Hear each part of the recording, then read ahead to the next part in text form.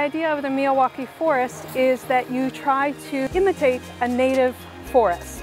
And so we research plants that are native to this part of Turkey, and then you prepare the soil in a very special way with lots of things to open up the soil. So things like rice husks, worm compost, regular compost, mulch, and all of this makes the soil very fertile and very loose and receptive to new plants. We have 2 faculty advisors, myself and science teacher, and then we have 11 high school students who are on the project. We're working together with the Beşiktaş municipality and with the help of the plant office at Robert College.